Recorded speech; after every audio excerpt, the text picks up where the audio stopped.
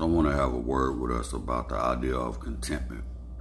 Just a thought about something that occurred to me today, thinking about how in our consumerist society, in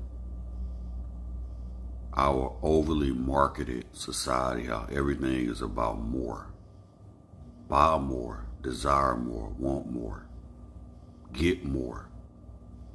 And I'm reminded of what Paul said when he said that I've learned the secret of contentment.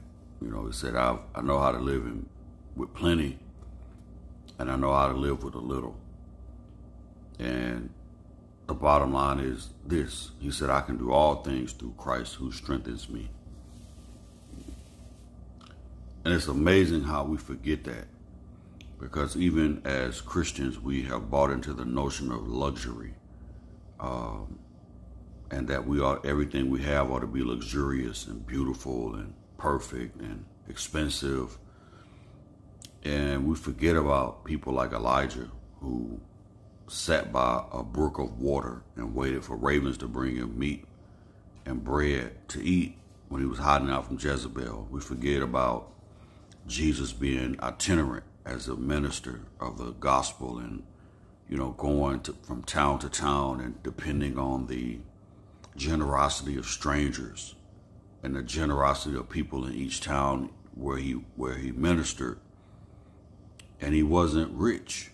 Some people will argue that point that he was, but he was not rich, nor did he seek to gain wealth or become wealthy.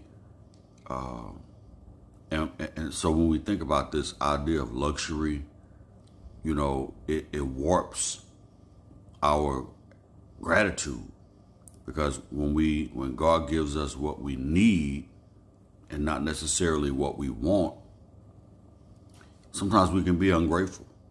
But we don't need necessarily Jordans. We just need shoes. We don't need a fancy vehicle. We just need to be able to get from point A to point B.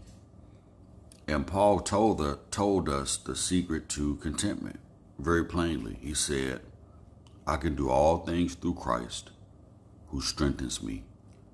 So let us be in prayer about how to navigate this consumerist society by always reflecting back on what Paul has taught us and what the Lord taught us.